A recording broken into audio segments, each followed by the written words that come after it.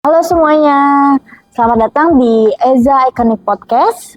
Podcast ini dipersembahkan oleh Aiza Plus Community by Eleganza, tempat arsitek, desainer interior, dan kontraktor berbagi inspirasi serta insight tentang dunia desain dan material modern.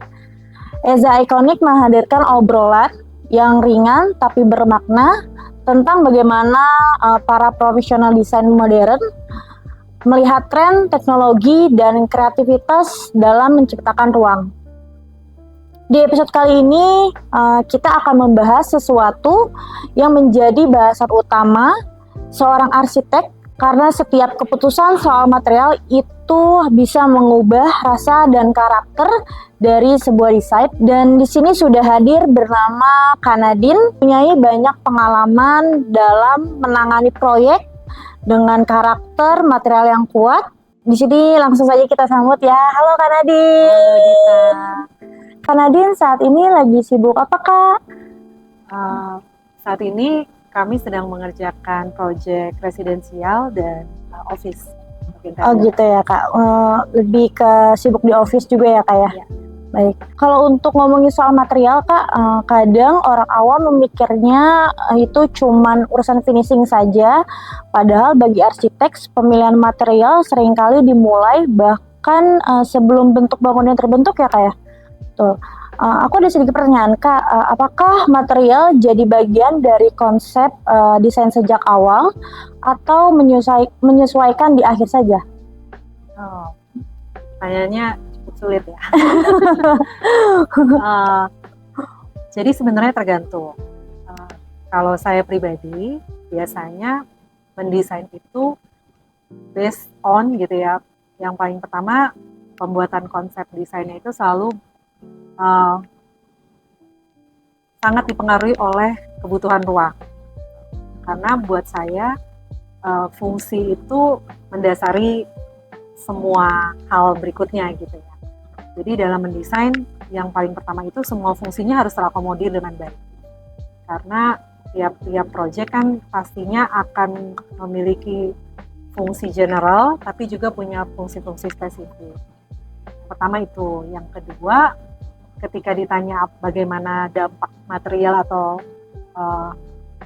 dampak konsep terhadap material gitu ya, itu dua arah sih gitu. Jadi ketika kita mikirin konsepnya, biasanya kita udah ngebayangin nih ruang yang kita ingin terbentuknya gitu ya, berdasarkan konsep kita seperti apa.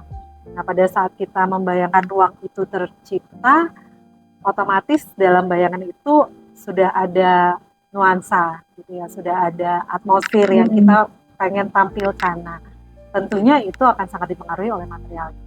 Oh baik. Jadi bisa dibilang saling mempengaruhi sih gitu. Dan apakah dari awal sekali sudah dimunculkan rasa material itu, bisa iya bisa.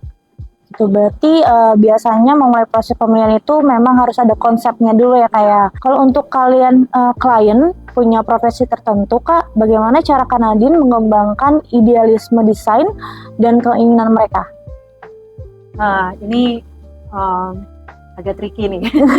Karena yang namanya klien gitu ya, apalagi kita menciptakan ruang untuk mereka tinggali, untuk mereka beraktivitas di dalamnya. Jadi memang kebutuhan mereka, balik lagi requirement mereka itu yang harus menjadi nomor satu sebetulnya. Tapi kadangkala, apalagi di banyak orang awam gitu ya, kadangkala mereka tuh belum kebayang bahwa ada requirement tertentu yang mungkin tidak pas untuk dimasukkan ke dalam sebuah ruangan. Apalagi dengan konsep desain yang sangat kuat misalnya gitu ya. Terus itu yang menjadi tricky dalam upaya kita sebagai arsitek atau sebagai desainer menjembatani gitu loh kebutuhan mereka dengan kondisi ruang yang tercipta nantinya gitu ya. Maksudnya kadang ada kondisi ruangnya kecil tapi kliennya tuh pengennya ada ini, ada itu gitu, banyak gitu. Sementara ketika kita sudah dapat membayangkan bahwa ketika ruang itu tercipta dan semua requirement itu dipenuhi, ini udah pasti ruangnya bakalan jadi nggak enak, nggak nyaman, atau malah jadi nggak fungsional gitu. Nah, itulah tricky-nya di situ sih memang. Jadi memang harus pelan-pelan bertahap dan sabar menjelaskan ke kliennya gitu. Paling tidak kliennya mengetahui konsekuensi. Kalau misalnya semua keinginan mereka kita penuhi, akan ada dampaknya, akan ada konsekuensinya. Nah, paling tidak mereka memahami. Cukup menarik ya Kak ya.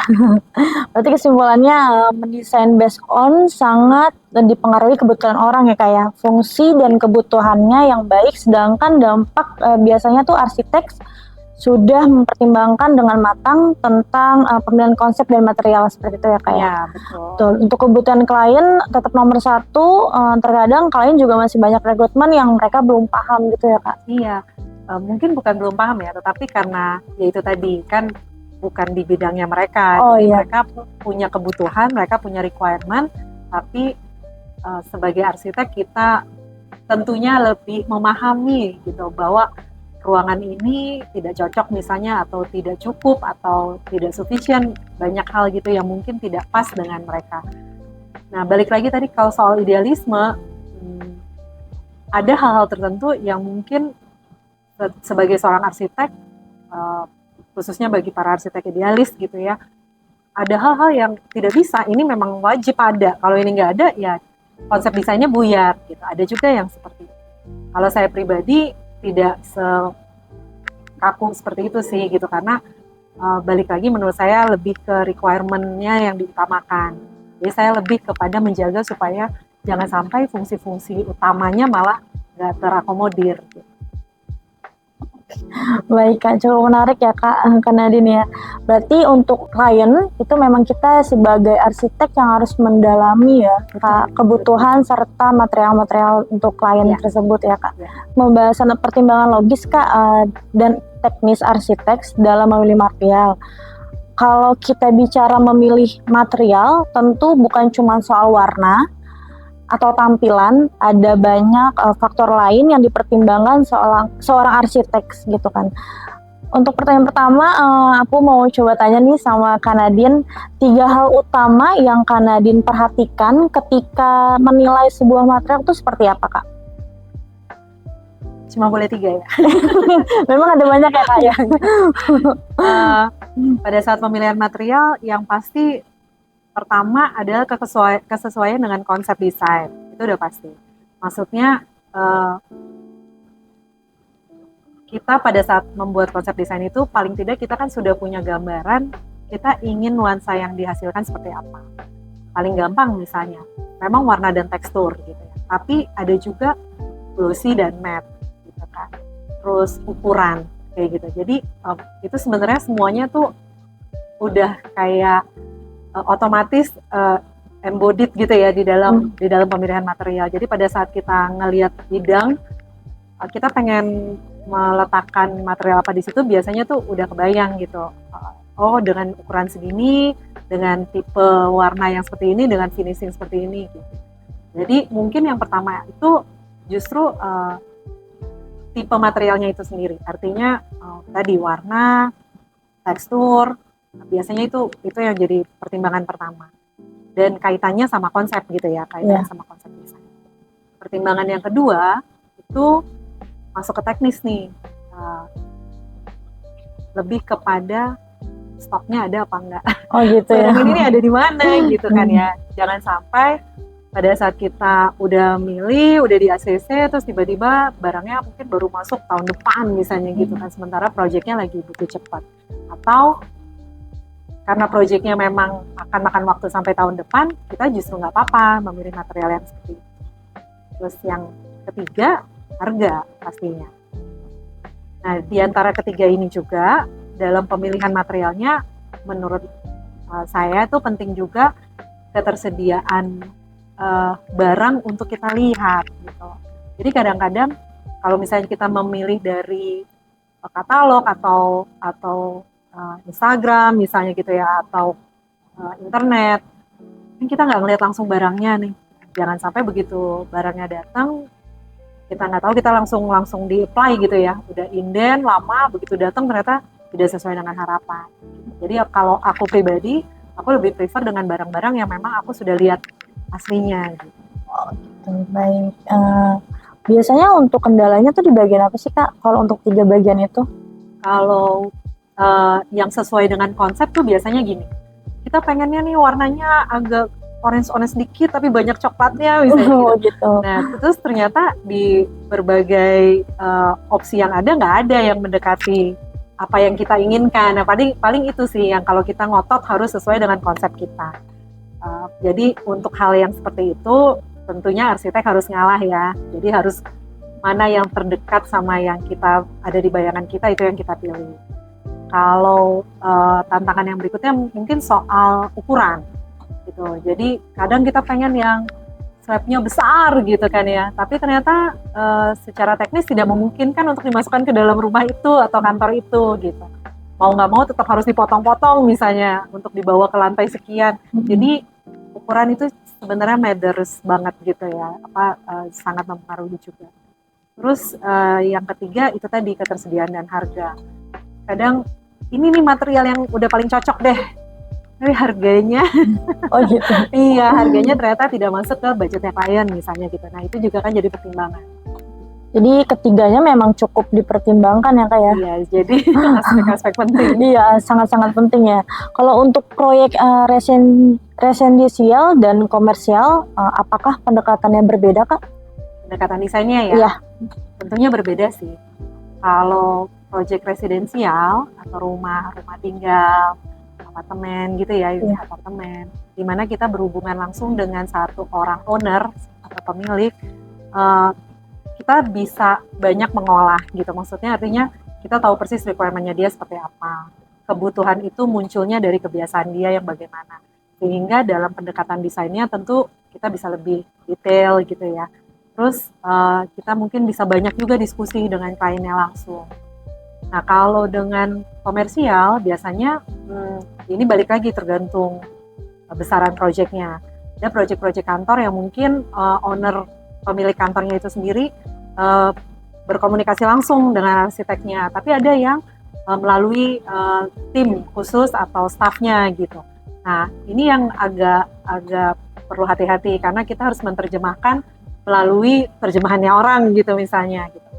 Dan ada juga yang misalnya banyak nih ownernya gitu, owner yang A maunya ini, B maunya ini gitu. Nah itu juga harus sesuatu yang harus kita sikapi dengan cermat gitu. Baik. Kalau untuk Eleganza sendiri nih Kak, dikenal punya banyak pilihan material yang premium.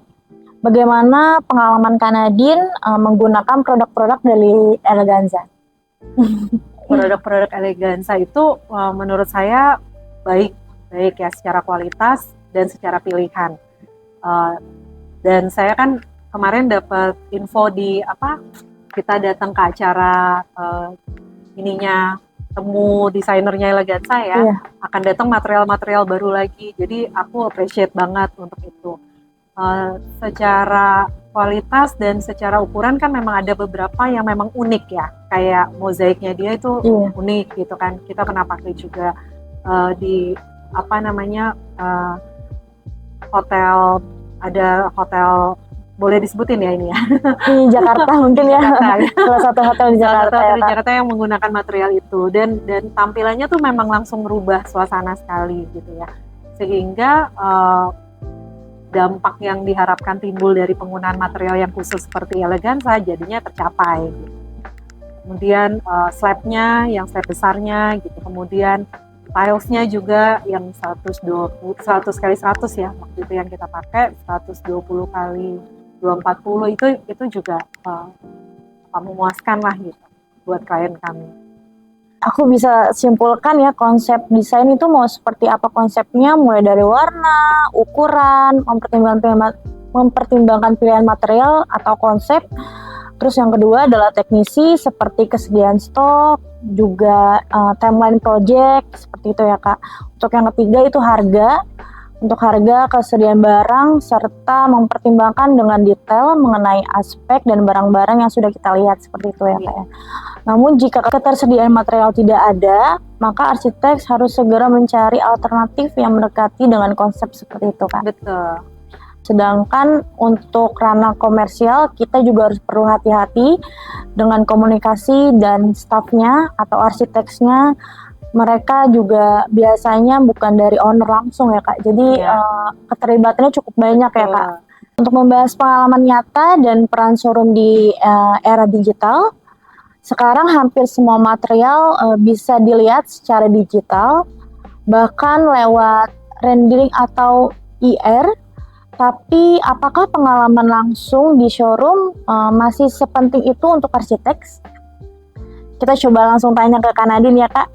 Apa yang biasanya Kakak ketika datang langsung ke showroom seperti Eleganza, menurut Kakak Eleganza tuh seperti apa Kak?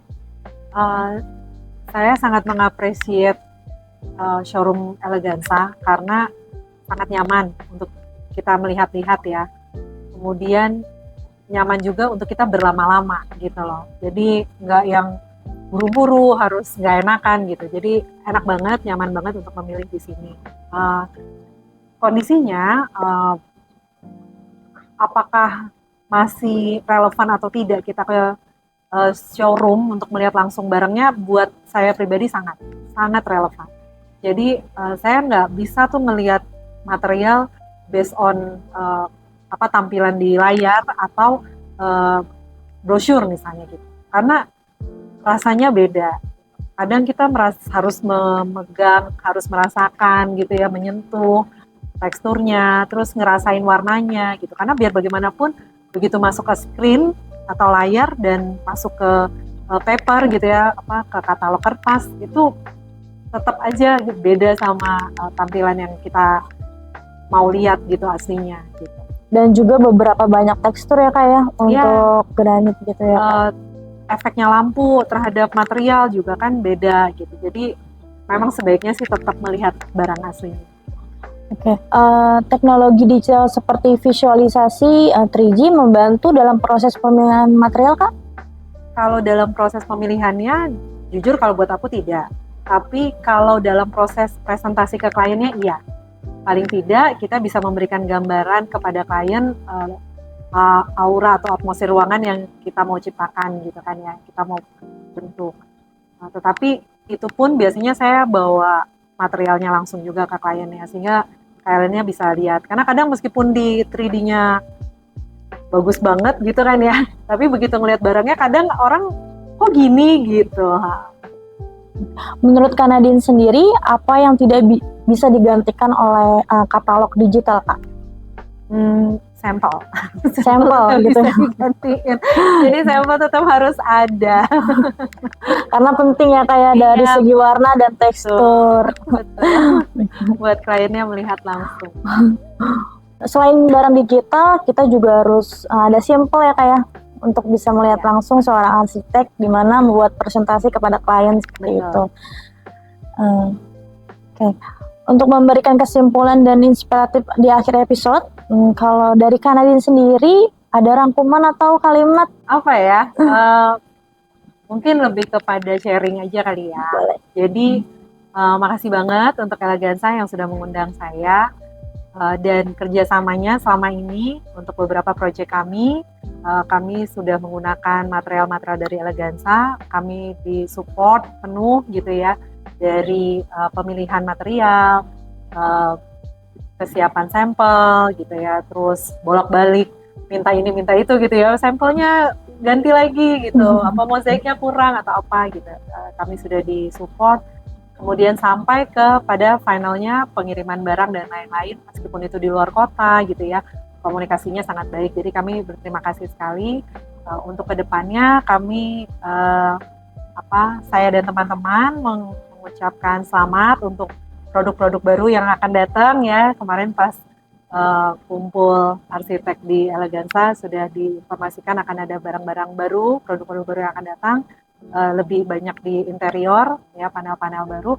Selamat, semoga sukses, semoga maju terus untuk dunia arsitektur dan interior Indonesia.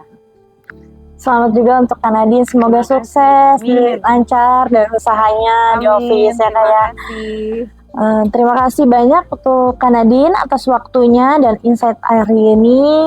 Buat teman-teman arsitek, desainer interior dan kontraktor yang ingin eksplor lebih jauh tentang material yang berkualitas, dan inspirasi desain, langsung datang ke showroom Eleganza, Eleganza Tail Indonesia dan gabung di Eza Plus Community.